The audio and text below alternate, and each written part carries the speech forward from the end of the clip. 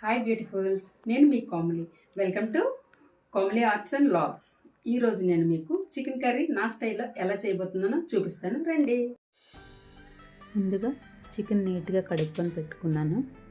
తగినంత ఉప్పు. నేను తీసుకున్న చికెన్ 1/2 kg అండి. దానికి సరిపడా కారం, ఒక నిమ్మ చెక్క అండి, చక్కగా పిండుకోవాలి. తర్వాత కొంచెం పెరుగు వేసుకొని మసాలా ఉప్పు కారం బాగా వాటికి అంటేలాగా చక్కగా కలుపుకొని ఒక 10 నిమిషాలు పక్కన పెట్టుకోవాలండి. ఈలోపు మనం మసాలా రెడీ చేసుకుందాం. లవంగ ముగ్గులు, ఇలాచి, ఉల్లిపాయ, అల్లం ముక్కలు,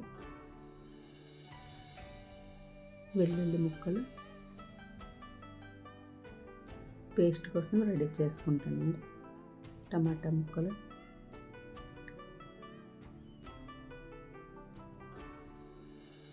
అన్ని మిక్సీ జార్లో వేసి పేస్ట్ చేసుకోవాలి. అయిపోయింది పేస్ట్. అన్నీ చక్కగా నలిగిపోయి చూడండి. పాన్ పెట్టి 2 స్పూన్లు ఆయిల్ వేసి,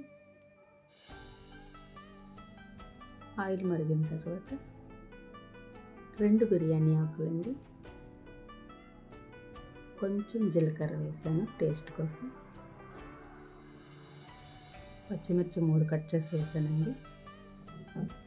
ఎప్పుడు కూడా పేస్ట్లోనే అన్నీ వేసేస్తానండి నేను, సపరేట్గా కట్ చేసి ఇంకా వేయనమాట. ఆ పేస్ట్ ఆయిల్లో చక్కగా వేపుకోవాలి. ఆయిల్ పైకి తేలే వరకు మసాలా బాగా వేపాలండి. అలా కలుపుతూ ఉంటే చక్కగా వేగుతుంది మసాలా. ఇప్పుడు మనం పక్కన పెట్టుకుని చికెన్ ముక్కలు అందులో వేసుకోవాలి.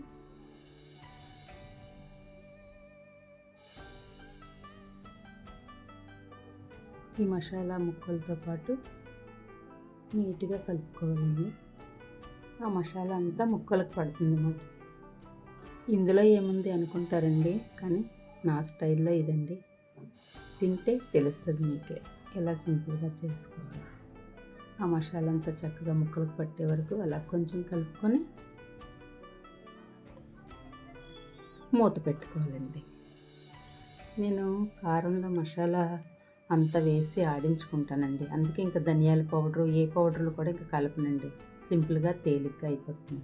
చూసారా ఎలా వేగిందో? మూత పెట్టి 10 నిమిషాలు ఉంచితే మళ్ళీ ఒకసారి కలుపుకోవాలి.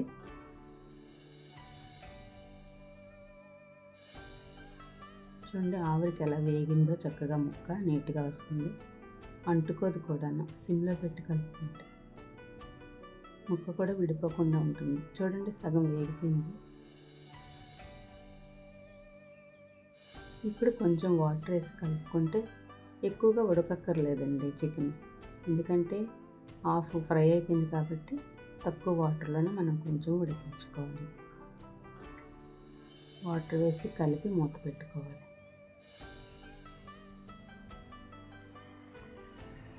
ఒక్క 10 నిమిషాలు అలా ఉడికితే సరిపోతుందండి.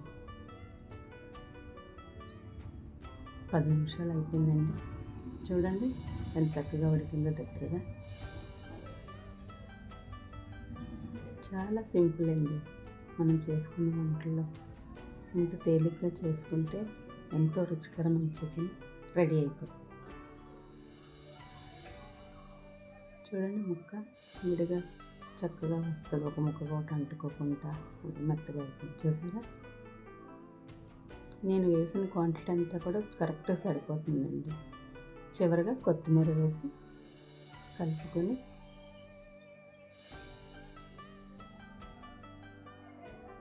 స్టవ్ ఆఫ్ చేసుకొని వేడివేడి అన్నంలో నిమ్మకాయ పిండుకొని తింటే ఉంటుందండి సూపర్. చూసేయండి మీరే.